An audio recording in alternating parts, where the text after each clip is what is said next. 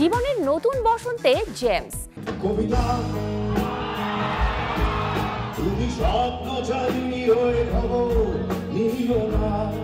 আমির খানের সেটে শাকিব খানের পরিচালক, মা হচ্ছেন সোনম কাপুর। সৃজিত মিথিলার সংসারে হানা দিয়েছে তৃতীয় নারী। আবারও বিয়ে করছেন হলিউড তারকা টম ক্রুজ। দর্শক সবাইকে আমন্ত্রণ, শুরু করছি Walker footwear presents showbiz and style 24। দেশ বিদেশের বিনোদনের নানা খবর সাথে নিয়ে আছি আমি শাহরিন জেবিন। আয়োজনের শুরুতেই জন্মদিনের শুভেচ্ছা জানাবো বাংলা ব্যান্ড সঙ্গীতের এক জীবন্ত কিংবদন্তিকে, যার গানে 4 দশকেরও বেশি সময় বিমোহিত হয়ে আছে সঙ্গীত প্রেমীরা। দর্শক, বলছি জেমসের কথা। পুরো নাম ফারুক মাহফুজ আনাম জেমস। 61 পেরিয়ে সঙ্গীতের এই কাল পুরুষ আজ পা রাখলেন 65 বছরে।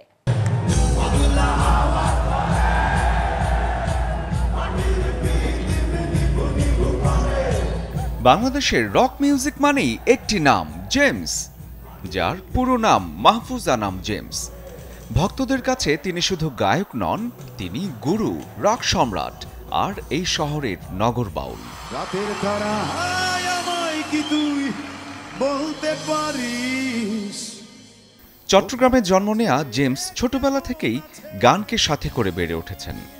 80-র দশকে ফিলিংস ব্যান্ড দিয়ে শুরু করেন ক্যারিয়ার। সেই সময়ের গান অনন্যা, স্টেশন রোড, জেলি তরুণদের মনে তোলে এক নতুন ঢেউ। পরে ফিলিংস নাম বদলে হয় নগর বাউল, আর সেখান থেকেই শুরু তার কিংবদন্তি যাত্রা।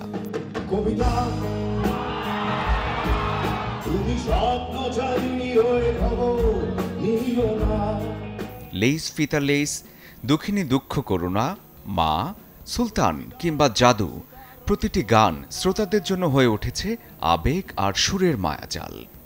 রক আর ফোকের মিশেলে তিনি গড়েছেন এক ভিন্নধর্মী ধারা, যেটা আজও অনন্য ব্যান্ড ইন্ডাস্ট্রিতে। পতাকাটা খামচাতে কখনো আসে যদি শকুনার হায়নার দল। 2014 সালে দেশাদা লিডার ছবিতে প্লেব্যাক এবং 2017 সালে সত্তা ছবিতে গান গাওয়ার জন্য 2 বার জাতীয় চলচ্চিত্র পুরস্কার লাভ করেন মাহফুজ আনাম জেমস। বাংলাদেশ ছাড়িয়ে জেমসের গান পৌঁছে যায় মুম্বাইয়ের বলিউডেও। গ্যাংস্টার সিনেমায় ভিগি ভিগি গান 1 মাসেরও বেশি সময় বলিউড টপ চার্টের শীর্ষে ছিল। ইউরোপ, আমেরিকা থেকে অস্ট্রেলিয়া, বিশ্বের নানা প্রান্তে কনসার্টে ছড়িয়েছেন সুরের মুগ্ধতা।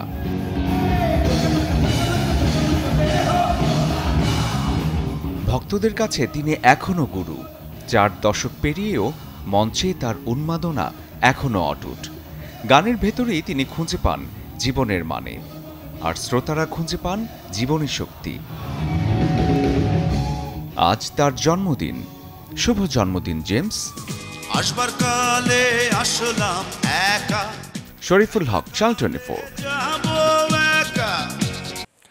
এক ঝাঁক ব্যাচেলর ঘুরতে গিয়েছেন প্রকৃতির খুব কাছাকাছি, আর ট্রাভেলে গিয়ে আবিষ্কার করেন নিজেদের জীবনের নতুন মানে।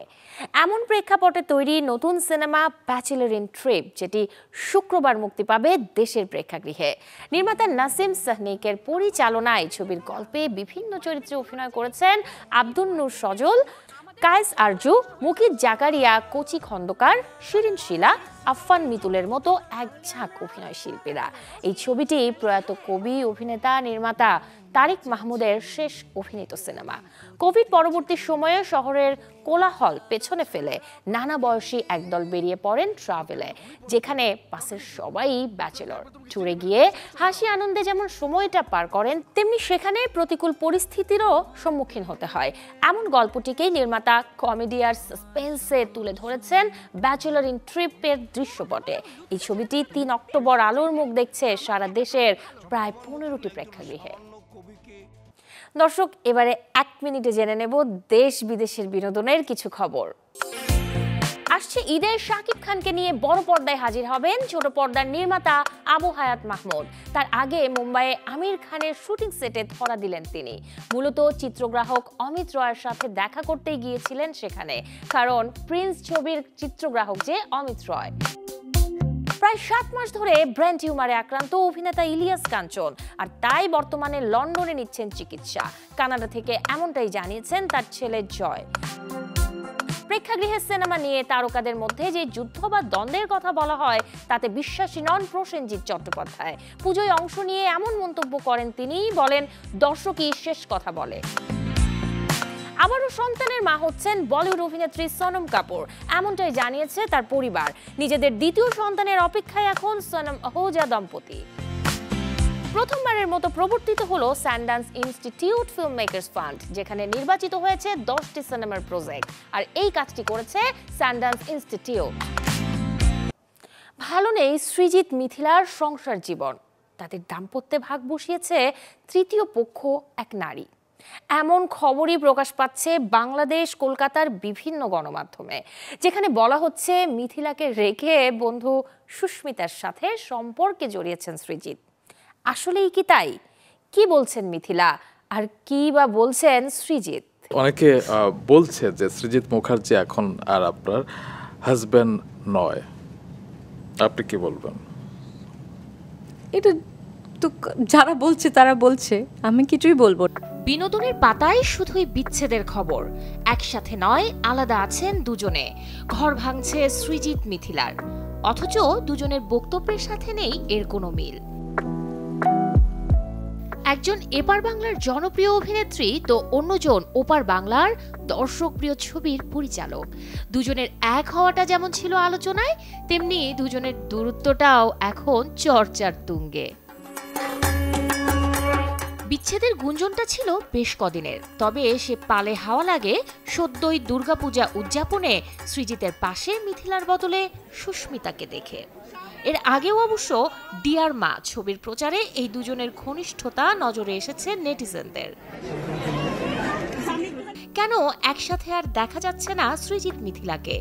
কেন সোশ্যাল মিডিয়াতে নেই দুজনের খুনসুটির গল্প, ছবি কিংবা ভিডিও?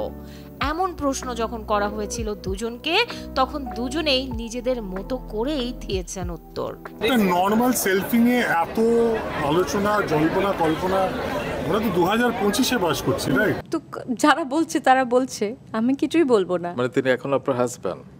হ্যাঁ, পাসপোর্টে তার নামটি আছে। তাহসান খানের সাথে ডিভোর্সের পর রাফিয়াত রশিদ মিথিলা ভালোবেসেই ঘর বাঁধেন সৃজিত মুখার্জির সাথে 2019-এর ডিসেম্বরে। 2024-এর পর ভিসা জটিলতায় ওপার বাংলায় যেতে না পারায় বর্তমানে এই দূরত্ব তৈরি হয়েছে বলে জানান মিথিলা। 2 বছর ধরে আপনাকেও খুব একটা সৃজিত মুখার্জির সাথে আমরা ছবি সেভাবে দেখিনি। না, দেখেছেন 2023-এ দেখেছেন, 24-এর জুলাইয়ের পর থেকে এখন পর্যন্ত আমি যাইনি। কেন? আমার ভিসা নেই। শাহরিন জেবিন, চ্যানেল 24। আবারও বিয়ে করছেন হলিউড তারকা টম ক্রুজ। পাত্রী তার প্রেমিকা অভিনেত্রী আনা দে আর্মাস। খুব শিগগিরই দুজনের বাগদান সম্পন্ন হবে বলে জানিয়েছেন তাদেরই ঘনিষ্ঠজনেরা। জানা গেছে মহাকাশে বিয়ে করার ইচ্ছে রয়েছে এই তারকা যুগলের। শুধু তাই নয়, তারা মিশন ইম্পসিবলের স্ট্যান্ডের মতোই রোমাঞ্চকর করে তুলতে চান তাদের বিশেষ মুহূর্ত। সূত্রের খবর, টম মহাকাশ ভ্রমণ নিয়ে অবসেসড, তাই মহাকাশে বিয়ের বিষয়টি টমকে বেশ এক্সাইটেড করে তুলেছে। স্পেসে গিয়ে শুধু বিয়ে নয়, স্কাই ডাইভিং নিয়েও প্ল্যানিং করছেন এই অভিনেতা। তবে কবে বিয়ে করছেন এবং কিভাবে করছেন সবটাই এখনো হাওয়ায় ভাসছে। চলতি বছরের শুরুতেই সম্পর্ক গড়ে ওঠে 63 বছরের টম ক্রুজ এবং 37 বছরের অ্যানার। গত জুলাইতে একসঙ্গে তাদের দেখা যায়। এখন তাদের সম্পর্কে সিলমোহর পড়ার অপেক্ষা মাত্র। 1000 কোটির বেশি সম্পদের মালিক শাহরুখ খান। তার মোট সম্পদের পরিমাণ কত জানেন? 12,490 কোটি। বিলিয়নিয়ার হয়ে বলিউড বাদশাহ যেমন পেছনে ফেলেছেন বলিউড শাহেনশাহ বিগ বিকে, তেমনি টেলর সুইফট, আর্নল্ড শোয়ার্জনেগারের মতো তারকাদেরও। 1 অক্টোবর প্রকাশিত হয় পড়ুন ইন্ডিয়া রিচ লিস্ট 2025। সেখানেই জানা যায় বিলিয়নিয়ারের ঘরে প্রবেশ করেছেন শাহরুখ খান। ভারতের সবচেয়ে ধনী তারকা এখন তিনি। শুধু অভিনয় নয়, ব্যবসায়িক বিনিয়োগ ও প্রযোজনা সংস্থার আয় সবকিছু যোগ করেই শাহরুখের এই নতুন খেতাব অর্জন। ভারতীয় ধনী তারকার তালিকায় 7,700 কোটির সম্পদের শাহরুখের পরের অবস্থানে আছেন জুহি চাওলা। 2,160 কোটির মালিক হয়ে 3 নম্বরে আছেন ঋত্বিক রোশন। দশমীর দিনে উৎসব আমেজে এই সপ্তাহে শুক্রবারে নয় বরং বৃহস্পতিবার মুক্তি পেয়েছে বলিউডের নতুন 2 ছবি, যার একটি ঐতিহাসিক লোককাহিনীর কান্তারা চ্যাপ্টার 1 আর অন্যটি রোমান্টিক কমেডি গল্পের সানি সংস্কার কি তুলসী কুমারী। मेरे पिताजी यहीं पे क्यों अदृश्य हुए? 2022 সালে মুক্তি পাওয়া এক জনপ্রিয় সিনেমা কান্তারা, যেটির কাহিনী আবর্তিত হয়েছে উপকূলীয় কর্ণাটকের আদিপূজা ও আত্মারাধনার ঐতিহ্যকে কেন্দ্র করে। ছবির মূল চরিত্র এক কাবাডি চ্যাম্পিয়ন, যার দ্বন্দ্ব বাঁধে সৎবন কর্মকর্তার সঙ্গে। সিনেমাটি সে বছর বাণিজ্যিকভাবে লাভবান হওয়ার পাশাপাশি 54তম আন্তর্জাতিক চলচ্চিত্র উৎসবে ভারতীয় প্যারানোমা বিভাগে জায়গা করে জিতে নেয় সিলভার পিকক স্পেশাল জুরি অ্যাওয়ার্ডও। আর সেই সাফল্যের পর ঘোষণা হয় ছবির প্রিকুয়েল কান্তারা চ্যাপ্টার 1, যা মুক্তি পাচ্ছে আজ। ঋষভ শেট্টির পরিচালনায় হম্বালে ফিল্মস ব্যানারে তৈরি হচ্ছে এই প্রিকুয়েল, যেখানে উন্মোচিত হবে ভুটকলা আচার অনুষ্ঠানের প্রাচীন শেকড় আর পূর্বপুরুষদের সংঘাত, যা প্রথম ছবিতে ইঙ্গিত দিয়েছিল। চলচ্চিত্রে দেখা যাবে লোককথা, আধ্যাত্মিকতা ও অ্যাকশনের অনন্য মেলবন্ধন। এদিকে শুক্রবার মুক্তির তালিকায় কোনো হাই ভোল্টেজ ছবি না থাকা সত্ত্বেও পূজাকে কেন্দ্র করে আজকের দশমীর দিনে মুক্তি পেতে যাচ্ছে আরও একটি সিনেমা, সানি সংস্কার কি তুলসী কুমারী। রোমান্টিক কমেডি ঘরানার যে ছবিটি পরিচালনা করেছে শশাঙ্ক খৈতান। এই সিনেমায় একসঙ্গে দেখা যাবে বর্তমান প্রজন্মের জনপ্রিয় তারকাদের। প্রধান চরিত্রে রয়েছেন বরুণ ধওয়ান ও জাহ্নবী কাপুর, যাদের এই প্রেমের গল্পকে আরও ফুটিয়ে তুলতে পর্দায় থাকছেন সানহা মালহোত্রা ও Rohit Saraf. Desk report, channel 24। এই সপ্তাহে হলিউডে মুক্তির তালিকায় আছে 6টি নতুন ছবি। শুক্রবার যেসব ছবির গল্পে দর্শক উপভোগ করতে পারবে অ্যাকশন, ক্রাইম, কমেডি, অ্যানিমেশন কিংবা হরর মিস্ট্রি আবহ। শুক্রবার হলিউডে আলোর মুখ দেখছে অ্যাকশন ঘরানার সিনেমা দ্য স্ম্যাশিং মেশিন। বেন্নি সাফডি পরিচালিত যে ছবিতে অভিনয় করেছেন ডোয়াইন জনসন, এমিলি ব্লান্ট ও রায়ান ব্যাডার। অ্যাকশন গল্পের বিপরীতে এদিন আছে 2 কমেডি ড্রামা, ম্যাটসন পরিচালিত ওয়ান বিগ হ্যাপি ফ্যামিলি এবং লুসিল হাজিহালিলোভিচ পরিচালিত দ্য আইস টাওয়ার। একই দিন হরর, থ্রিলার ও মিস্ট্রি গল্প নিয়ে প্রেক্ষাগৃহে থাকবে নির্মাতা বেন লিওনবার্গ। মুক্তি পাচ্ছে তার গুড বয় সিনেমাটি। এছাড়াও এ সপ্তাহে মুক্তির তালিকায় থাকা বাকি 2 ছবি, কলিন মিনিহান পরিচালিত কোর্টস এবং ম্যাথিউ ক্লার্ক পরিচালিত the legend of Johnny Jones. দর্শক, এতক্ষণ ছিলাম বিনোদনের নানা খবরে। এবারে জীবনযাপনের গল্প দেখব, লাইফস্টাইলের কিছু আপডেট। যারা যুক্ত আছেন আঁকিবুকের সাথে, আয়োজনটা তাদের নিয়ে, কারণ আজ আপনাদের নিয়ে ঘুরে আসবো রং বেরঙের দোকান থেকে। মানে যেখানে মিলবে ওয়াটার, অয়েল কিংবা অ্যাক্রিলিক কালার, সাথে ছবি আঁকার নানা অনুষঙ্গ সেখান থেকে। সাথে জানাবো বর্তমানের দাম দরটাও। রং মানেই জীবনের স্পন্দনে মনের ক্যানভাস। সেই রঙে যারা নিজেকে রাঙাতে চান, তাদের জন্য রাজধানীর নিউ মার্কেটে আছে এক রঙের বাজার। দেশি বিদেশি নানা শেডের কালার এখানে হয়ে উঠেছে সৃষ্টিশীলতার নতুন এক ভাষা। ওয়াটার, অয়েল কিংবা অ্যাক্রিলিক কালার, যার যেটা প্রয়োজন তার সবকিছু মিলছে এক ছাদের নিচে। আমরা ম্যাক্সিমাম এই কালারগুলো আমরা খুব ভালো কাস্টমার পাই, ক্রেতা পাই, এগুলো ডিমান্ড পাই আমরা বাজারে। হ্যাঁ, তখন এই কালারগুলোর মধ্যে আবার মনে করেন যেমন এগুলো 12 থেকে শুরু, 12 কালার হয়, 18 কালার হয়, 24 হয়, 36 হয়, 48 হয়, এভাবে আস্তে আস্তে কালারগুলো বাড়ে, কোয়ান্টিটি বাড়ে।